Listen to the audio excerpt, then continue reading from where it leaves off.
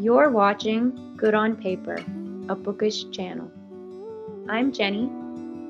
And I'm Rachel. Join us as we journey together into the land of fiction, where the men are brave, the quests are epic, and everything is better on paper. All right. Hello, everybody. Hey, everyone. It's been a minute. Well, not for you guys, but for us, it has. Yeah, it's been a long month. That's all I can say. January was a long month. Gosh. Oh my gosh. It was a month inside of a month inside of a month. I swear it never ended.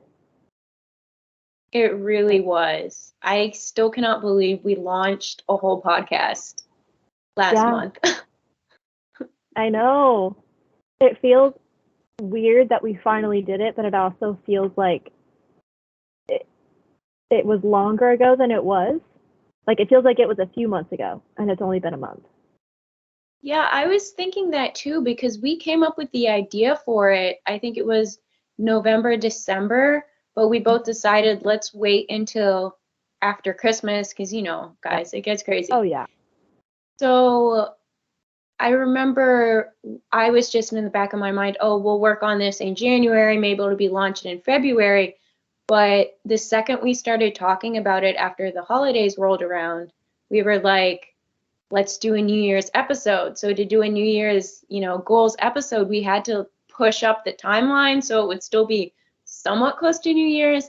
And I cannot believe we recorded all those episodes, did the cover art, made every single account known to man, YouTube, Instagram, email, everything, and got it up by, I think it was the 17th. That to me, Yeah. I'm like, how did we do that? I don't know. I don't want to know. I don't want to relive that. I know this time I was thinking about it and I was like, well, this is really nice. Today we get to just sit down and film episodes and like we don't have to worry about creating an intro or like figuring out when we're going to take pictures or anything. Like, it's all done. We just record episodes now. That is so nice.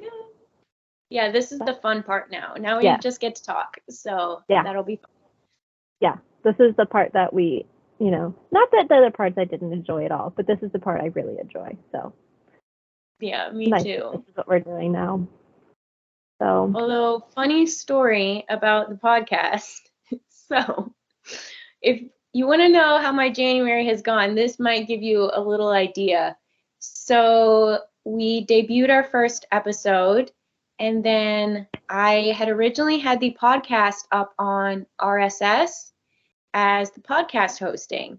And if anybody remembers the day that we launched our first episode, Rachel had a crazy dream that I had accidentally paid like a bunch of money for our link tree.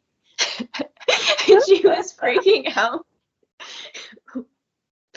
Well, Rachel, I hate to tell you, but I think your dream might have been prophetic. Oh no. Because next Thursday, when I went to upload our second episode to RSS, apparently they are really sneaky about how they do this. You are allowed to start a podcast and publish one episode free. And then you have to sign into their hosting plan. Oh my gosh. I was right. Yeah, you were. You knew something was up. So oh my God. It was like $11.99 a month. And I think that was with when you pay yearly. So that was the discounted rate. And podcast hosting, I'm not against it. If someday we start making money with the podcast and we need a bigger like hosting, I'm not against it. But for just starting out, I was like, we can't pay that much to host our podcast. So I was so stressed out. I was like, oh my gosh, I should have looked at this earlier because we have an episode tomorrow and I have to like fix this because Thursday is our episode. So I looked into a bunch of things. My fiance was looking into like self-hosting it because we actually self-host a website he has little server boxes. So he was looking into that, but it's a lot more complicated to self-host a podcast than a website.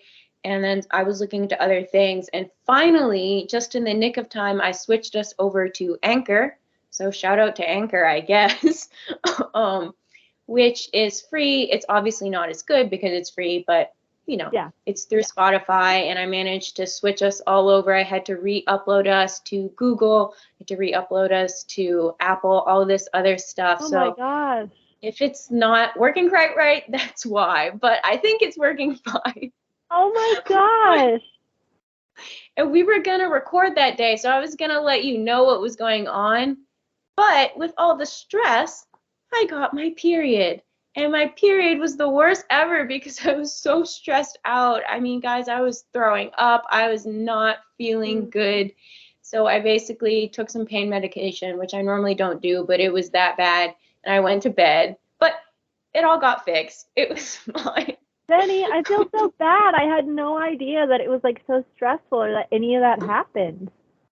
Yeah, well, I was so nervous too. I was like, oh no, because I did, like, it was really not that big of a deal. But in the moment, I was like, oh no, like, what if we get locked into this and we have to pay money? And I was coming up with all these different ways we could, like, I don't know, sell this product on the side or whatever to, like, make the cost worthwhile. I was like, what could, like, a little podcast store have or something like that? So I was trying to come up with these things because I felt bad because I supposedly did the research on the podcast part because you handled the YouTube, and I was like, yeah, oh no, I didn't do my research and we might have to pay all this money. What did I do? Oh my goodness. Yeah, poor thing. It was all fine. Like, stressed too. I just made a mountain out of a molehill. It was not that big of a deal, Yeah. So. Yeah. And I mean, like, if the podcast had to come out like a day or two late, whatever. It's not the end of the world.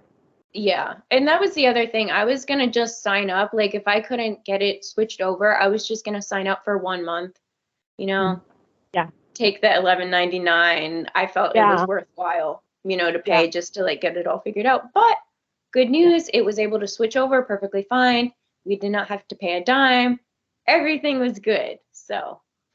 Well, I will say the dream I had, you had paid like hundreds of dollars just for a Linktree, and I was so mad. I was like, Jenny, we don't need that. Okay, yeah, it was nowhere near hundreds of dollars, but yeah, still. Oh my gosh. Oh, see, January was not that it was a bad month, but it was not my favorite. Clearly, it held quite a bit of stress. It really did. Oh my goodness. Yeah, but I just thought that was funny because as soon as that happened, I thought back to that dream that you had, and you shared it on Instagram stories. Yeah. So I'm sure most of you guys remember this. I was like, wow, Rachel might have seen something, like something was telling her something is not right here. Because I had no idea at that point that RSS did not have a free plan. I just assumed it did. Like, I looked at the pricing, but I just assumed, oh, this is for you get these extra features and we don't need that. Yeah. But they're very sneaky about that free thing there. Yeah. They're like, we want you to come in slowly, like we'll reel you in, give you free things, and then snap you up with the big price tags. Yeah. So just tell me up this might be helpful to our listeners. If you're thinking of starting a podcast, RSS hosting is not free. Anchor is, obviously it's not as good, but it's working fine. So yeah. Oh my gosh.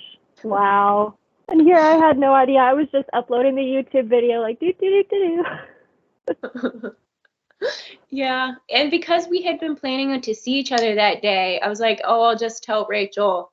And then I probably should have messaged you at some point, but at that point it was all fixed and everything. And I thought, there's no reason. It doesn't matter. And I wouldn't have wanted to know for the sake of like needing to like be upset about it, but just because I felt bad that you were so stressed by yourself. Like, oh no, I was not gonna tell you until it was fixed because I was so embarrassed. God. I was like, oh no, I hope Rachel's not mad at me. We have to pay all this money now.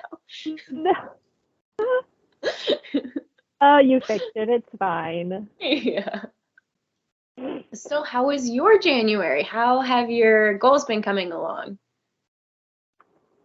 Why you gotta ask me that? It's and I've actually Googled it, and I actually talked to my therapist about it, and the January slump is a real thing. And apparently every year January hits everybody really hard because you're like on a holiday hangover after Christmas and everything. And then B, you have all these high expectations for the new year. And then you obviously can't reach all these expectations. And then C, it's like everything is starting new. And so you just feel like you have to like hit the ground running, which can be really good. It can be really motivating, but also it just kind of sets you up for disappointment because you have such high expectations of what you're going to do and everything. And then with it being, the thing about winter is that in December, winter is fine because you have Christmas, so everything's happy. And then you hit January and there's no holiday to like offset all of the cold and dreariness. So it's just kind of miserable.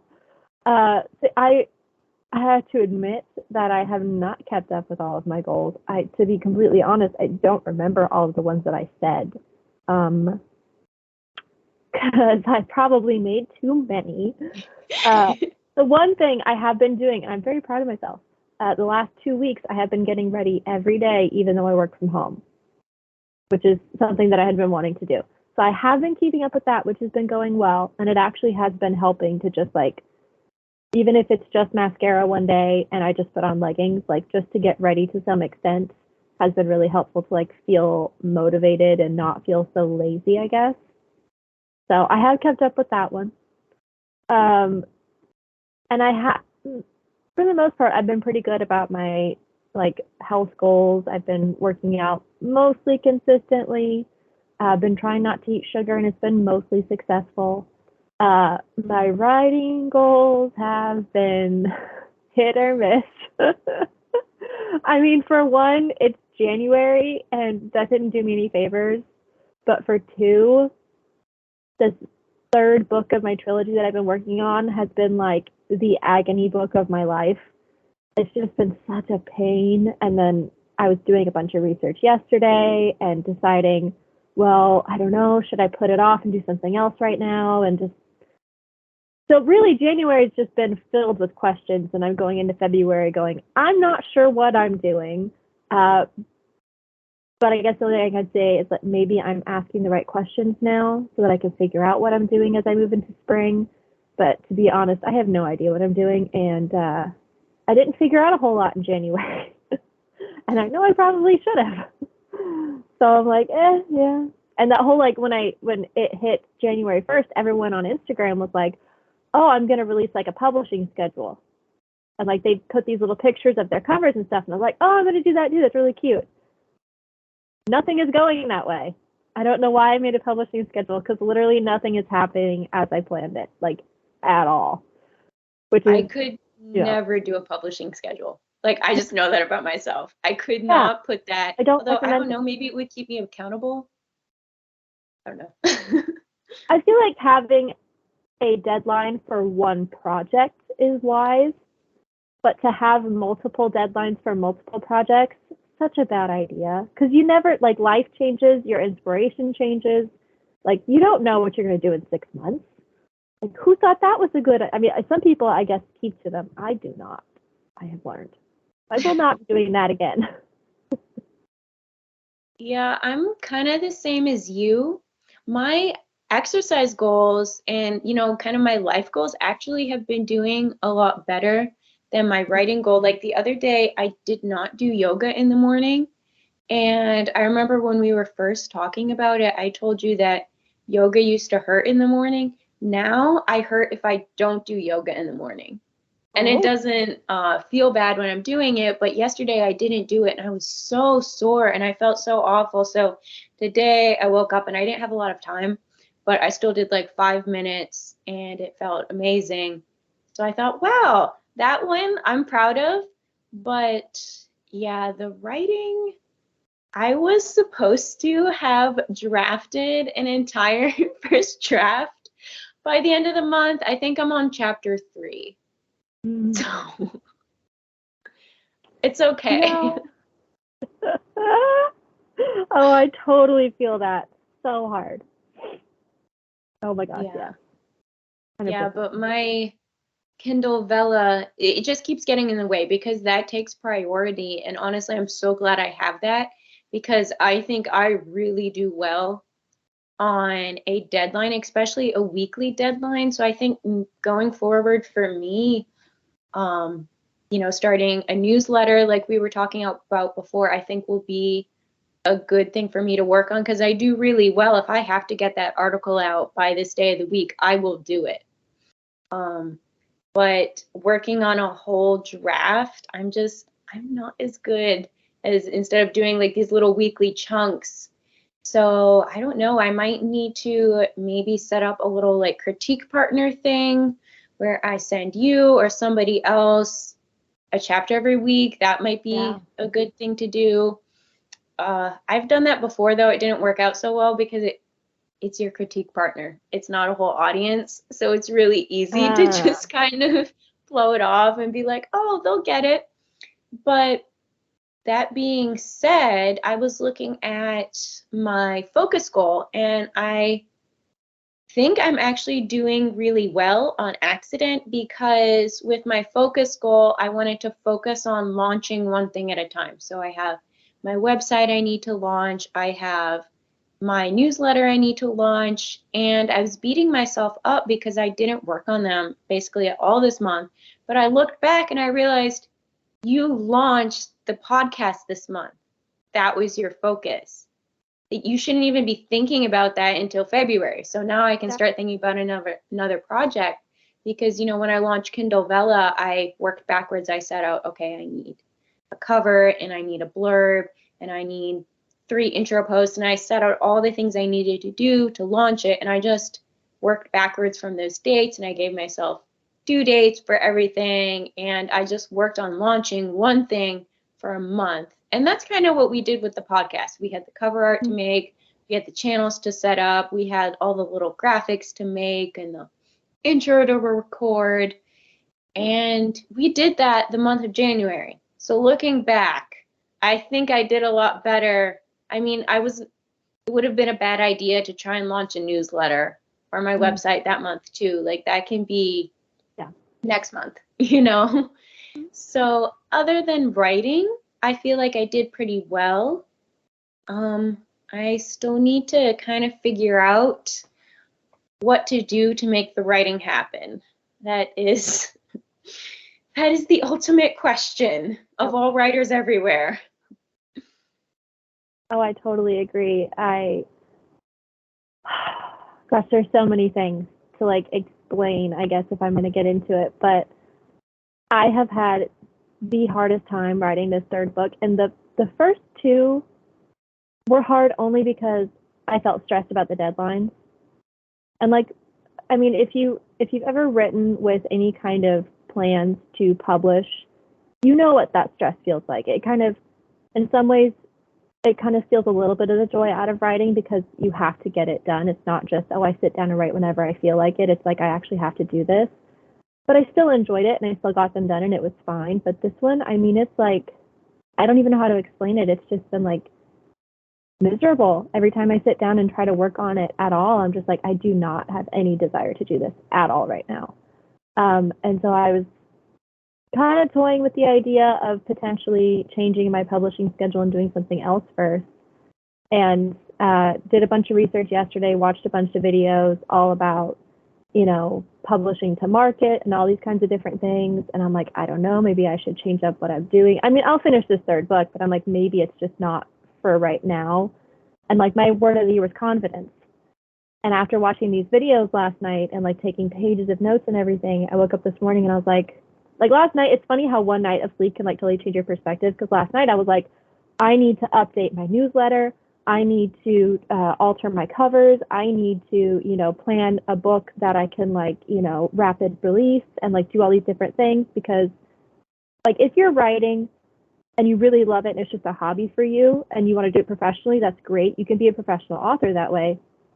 But if you want to do it as a career that financially sustains you, you do have to kind of strap in and do some things that don't always make you the happiest, because you have to make it a job. And that's what I'm trying to do. So I'm like, okay, I need to start doing all these things. And then I woke up this morning and I was immediately like, oh, I don't think I can do those things. I don't think I've never done that before. I don't know what I'm doing. And I don't know, just kind of spiraling in that feeling. And then I was like, no, our word is confidence. And we can do this. And like, yes, it's a bunch of stuff I've never done before. And yeah, some of these things that I'm going to test out might not work, but I won't know until I do them. And I will have grown even by failing doing them if they don't work out, you know? So it's, gosh, it's just been such a weird month, but I do feel like going into February, I feel like I know kind of where I'm going. I think one of the things I'm realizing is that there's a difference between sitting down and writing even when you don't feel like it because you know it's your job versus you sit there and you stare at this story and you know you don't have anything to say in this story. Like it's just not the story for right now. And I think there's a difference in knowing like between the two of them. Like sometimes you have to be like, I don't want to write today, but I'm going to write today because I know I need to do it. And then there's sometimes when you're like, this story is just not meant for this season of life.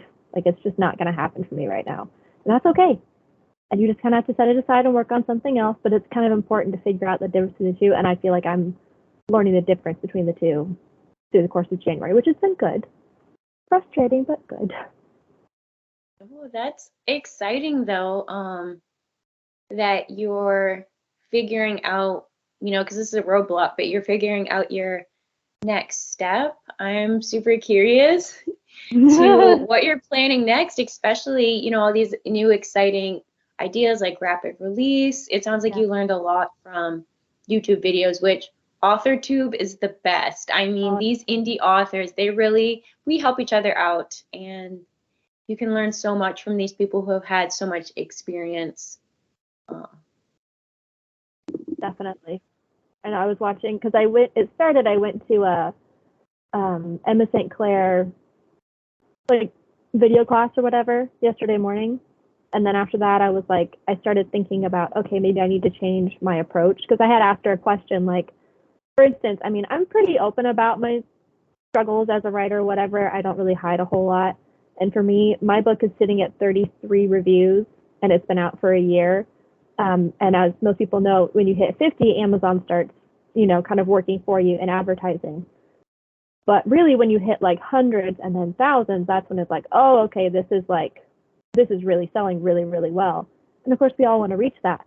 And I'm like, why isn't my book moving? And I asked that question yesterday to Kirsten, Emma St. Clair, and she was like, well, there's one of two problems. Either one, there's not enough eyes on your book, which could be a problem, that you're not advertising it correctly, whether it's your cover that's not appealing or your blurb or whatever. Or it could be that you wrote something that is not, what did she say? It was a good word. It wasn't that it wasn't good. It was that it's not resonating with people. Mm. And it's like, and then I watched some Sylvia Mercedes videos yesterday on YouTube, and she said the same thing, that you can write a book you love and that you're proud of, but that isn't something that everyone wants to read. And that's just like, and it's okay to publish things that you love that aren't necessarily popular, but if you're wanting to do it in order to sell, you do kind of have to find a balance between something you love and what's popular at the same time. And I was like, okay, I think I know that mine is a bit of both, that I don't think mine has the right eyes on it because I don't think I'm advertising it well. But I also think that although I adore this story, I don't think it's a story that everyone wants to devour. So I'm like, I need to start thinking about potentially writing something that is more written toward what a wider audience would want to read, which is still what I want to write, but just something that more people would want to read. And that was a hard pill to swallow, but also very like kind of liberating because it took off the pressure of writing book 3. And I realized maybe that's why I don't have the desire. Like maybe God's like, yeah, you don't need to work on this right now. It's okay to go do other stuff for a minute and then come back to this. So yeah, watching all of that stuff on YouTube was so helpful to kind of start considering. And everybody's different, you know, everybody's author journey is different, but yeah, what I've learned was yesterday. Yeah, I feel like January has kind of been the month for flexibility as well in a totally different way. It more had to do with my daily routine. So when we talked last time, I was telling you I had like my strict morning routine where I do yoga, I read my Bible, and then I get straight to writing. And I found that towards the end of the month, it wasn't working as well. And it's actually, for me, it's a hormonal, like cyclical thing. So, you know, if anybody out there if you track your cycle, you know at certain times of the month you have more energy, and then other times of the month are for reflection and chilling a little bit more. So for me, kind of at the end of my cycle, in the luteal phase, I need more nurturing, I guess. I'm not as high energy. And I found that when I woke up in the morning, so I would do my yoga, I would do the Bible, that stayed the same, but I didn't go straight to writing. I would read with breakfast and a little bit after breakfast. I would take it really slow, and I would read a lot in the mornings, which normally I was saving reading for the end of the day, as a reward. But I started my day like that, and I found that I actually was more inspired and my well was filled up. So when I went to write, it just flowed. And as I was reading, I would just get excited about writing, because there's nothing like reading a good book and it makes you excited to write your own. So that was working really well for me. And I thought, oh, wow, maybe I need to do this. But then, woman cycles around, and then soon it's a new cycle for me. And I started my day off slow, like I'd been doing. And now I have more energy. I'm at a different point with my hormones. And I would start off slow, and then I would get to work, and then I couldn't stop because I had so much energy. So I was up until like midnight, because I had started making a reel at like, I don't know, that evening, and I just couldn't stop. And I said, you don't have to finish this now. You can go to bed and finish it later. But I wanted to finish it now. I was so excited. I loved making it. I wanted to keep doing this. So I was up until midnight, and then the next day I felt awful because I had stayed up so late. And I thought, you need to regroup. And when you're this high energy part of your cycle, you need to get going first thing in the morning. And then at 6, 7, 8 o'clock, sometime in there, you need to stop. Because yesterday I wanted to do stuff, but I said, no, you are not touching anything. You're putting on the TV, you're reading a book, you're eating dinner, you're not doing anything right now, because you need to calm yourself down and get ready for bed. So that's what I did, and I ended up falling asleep at 11 because I had read for an hour before I went to bed, and I took that time to de-wire myself, kind of. And I think being mindful of my body, and sometimes, hormones aside, sometimes you're just at a time in your life where you're more high energy or you're more chill. And I think noticing where you're at and being responsive to that is so important, because sometimes you might want to take it slow in the mornings. Sometimes you might want to take it slow in the evenings. You just have to be aware of how your energy is flowing and just making sure you don't burn yourself out. Because that's the thing, when I'm like this, I will just go, but it's not good for your body, because your mind, they say mind over matter, but there comes a point where you got to listen to the matter, guys. The matter is important. You have to get your sleep. You've got to eat right. So yeah, for me, that was mind blowing, figuring that out. And I'm aware of how my cycle affects my workflow, but that, I think, was a big kick in the pants. Yeah. I've never noticed such a huge difference like that before in my schedule. So I think going into February, I want to be mindful of that and paying attention and adjusting my work day as I need to, because it makes a huge difference. Getting that good night of sleep last night. I woke up at 8 o'clock. I thought, okay, I have 2 hours before we got to record. And I got it done, and I wasn't feeling awful or groggy or anything, Yeah. You're so good at listening to your body. I am horrendous at that. So bad. But I think too, as humans, we like routine, we like predictability, we like repetitiveness. And so it's hard when your body or your mental health, whichever, are not responding to the current schedule that you have, and you have to switch it. And then you're like, okay, I find a new schedule. This is working. And then it stops working, and you're like, I have to change the schedule again.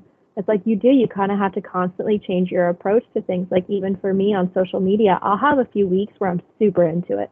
And I'm like, I want to make reels. I want to make posts. I want to do all the things and be super cute. And it'll just hit me, and I'll go, I don't care anymore. I don't want to do it. And it's just, you kind of have to roll with whatever, that part of you was into. Because especially when you're doing a job that demands so much of you, you already have to kind of push yourself beyond your limits sometimes as a writer, that in the other aspects of your life, you have to be able to kind of flow with where you're at, because you can only give so much.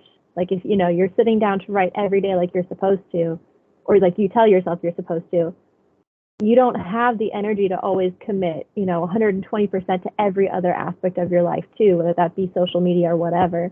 So you do kind of have to be like, nope, we're not into it right now. We're not going to shove ourselves into it, because that's not going to help anybody. And that's a hard one. So like that's a huge deal that's something you notice this month, because that'll probably help a lot come February for sure. Yeah, and it's so true. You can't give 120% to everything. It's like that lie that they told women, you can have it all. You can't. Because, and I'm not saying women are weak or whatever. I'm saying there is a finite amount of time in the day, and no person, I don't care if you're a woman or a man, you can't change that. And that's what my mom always told me. She said, it's not like women can't be moms or have jobs. You just have to realize there's only so much time in the day. So if you're at your job for 8 hours, that's 8 hours you're not with your kids. And you just have to be mindful of that. I'm not, she never told me you can't do that. She was a stay-at-home mom. She never told me you shouldn't work or you can't do that. She just said, be aware. That's the reality. And if you believe, oh, you can have it all, that's not true, because nobody has an infinite amount of time. And it's the same with writing.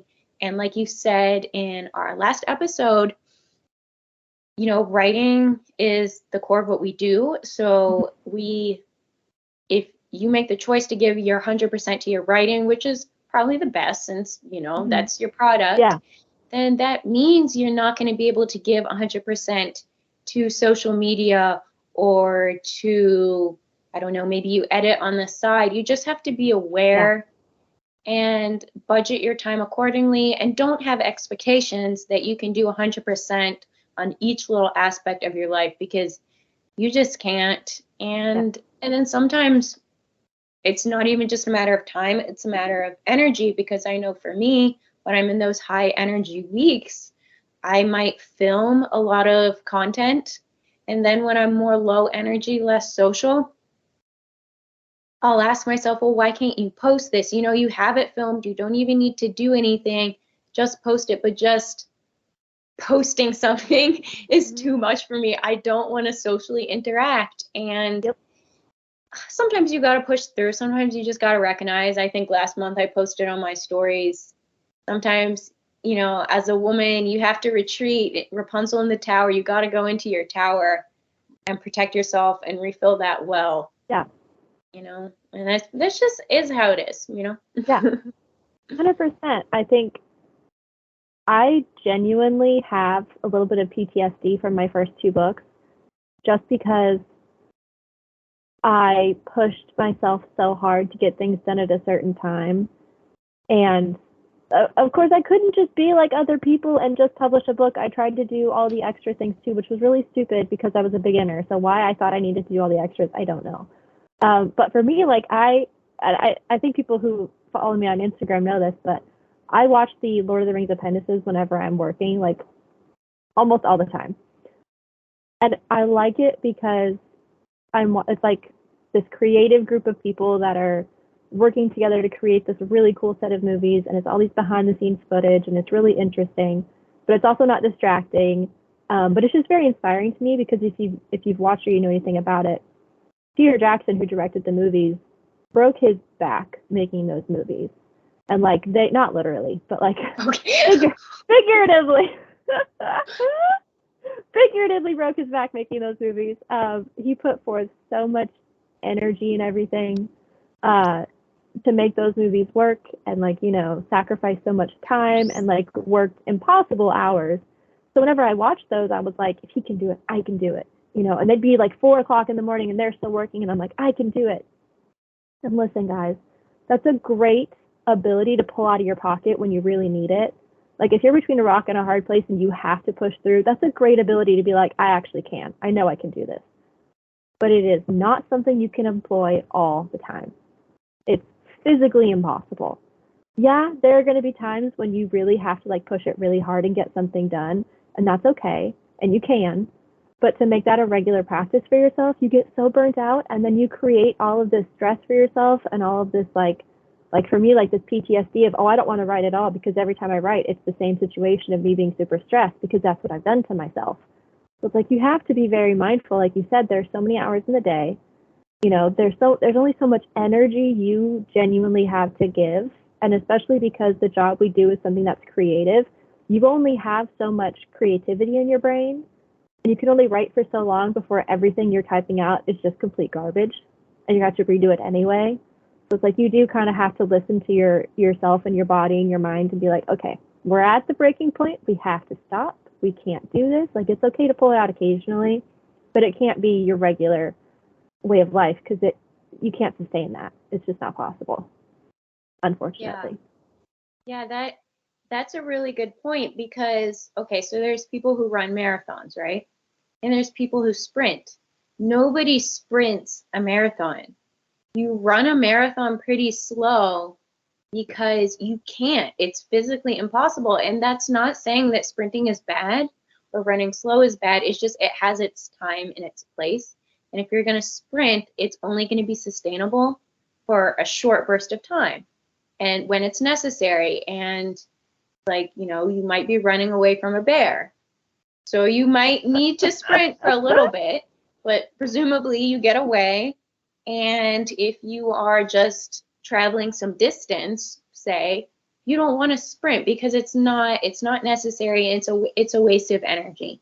So yeah, save your sprinting for when you really got to run away from that bear. Yeah. And just keep a steady pace at all other times. And that builds up your body and it builds up your strength so that when you do get in that situation and you need to sprint, you can do so because things might come up. Like, you know, with the podcast, and you might need to switch over to another platform or, you know, some kind of emergency thing or some deadline.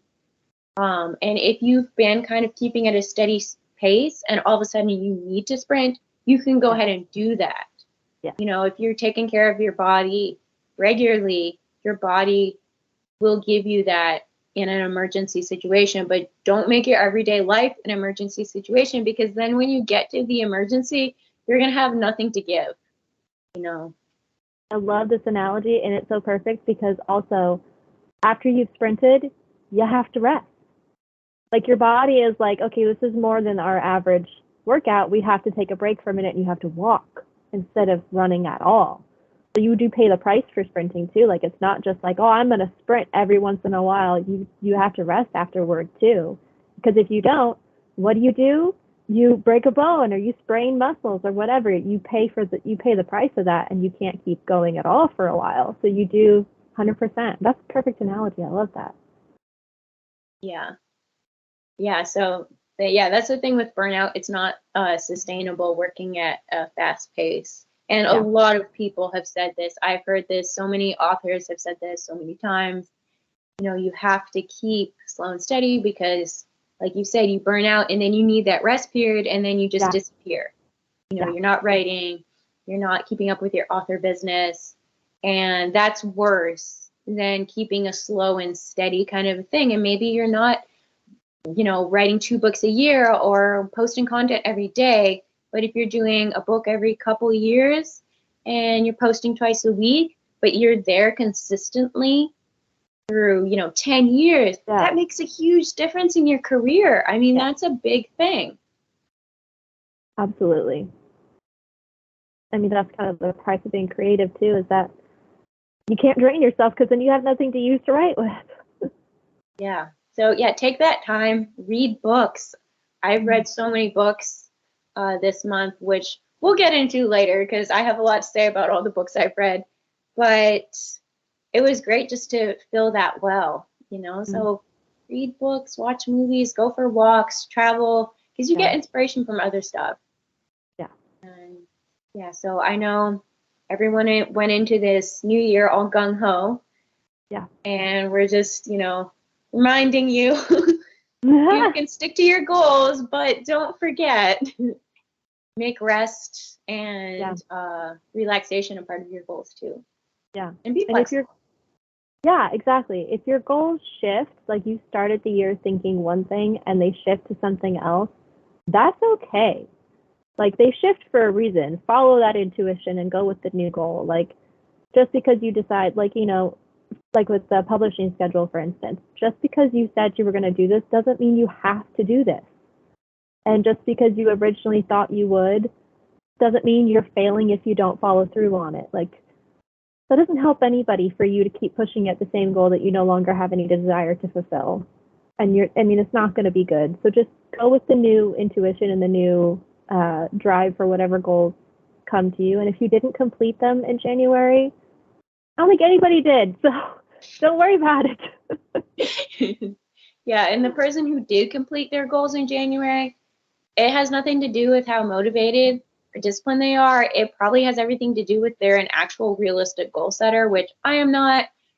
Rachel, you're probably not either. Most of us are not realistic goal setters. So, don't beat yourself up because you only fail if you stop trying. If you throw out all your goals and don't make any new ones or pivot or be flexible or whatever it is, that's when you fail, but as long as you keep moving forward in some direction, you're still, I don't want to say winning, but yeah, you're still winning.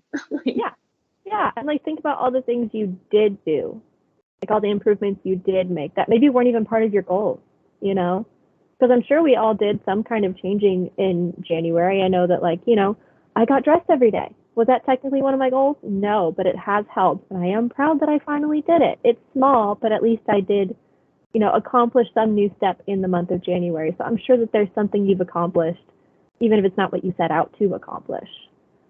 Yeah. Absolutely. So yeah, that is our moving into February little pep talk for you guys and ourselves, mostly ourselves, but I hope it was helpful to you guys too. Yeah, and whatever, if you didn't, do things in January you thought you would do, or if your goals have shifted, or whatever your situation is, February is a new month. There's still 11 full months left in the year for you to accomplish whatever it is you set out to accomplish. So don't get too beaten down. And you know what? We're heading into spring. The dreariness will end, and that will be a whole nother round of motivation. So the year is bright. There's a lot of it left. Yeah, so let us know how your January went. You can comment in our YouTube channel. If you're watching the video, just pop right down there. You can comment on our video. You can also head over to our Instagram page and DM us. Comment on any of our posts. Just let us know how your January was, what you're looking forward to in February. Yeah, and if you have any future topics you want us to discuss too, we would love to know. Yes, please. I mean, Rachel and I have a lot of ideas, but we could always use more. Oh, for sure. Yeah, especially if it's stuff that you guys want to hear. We want this to be something that's enjoyable for everybody, for us, for our listeners, which is you guys. So we would love to keep it as like kind of an open discussion, just bookish besties hanging out. Yeah. Any questions you have, any topics you think would be funny or interesting or whatever, we're all here for it. All right, guys. Well, thank you very much for tuning in, and we will see you next Thursday. Bye. Bye. Hey guys, thanks so much for tuning in. We hope you enjoyed it, and tune in next week for another episode. We will see you in the future. Bye.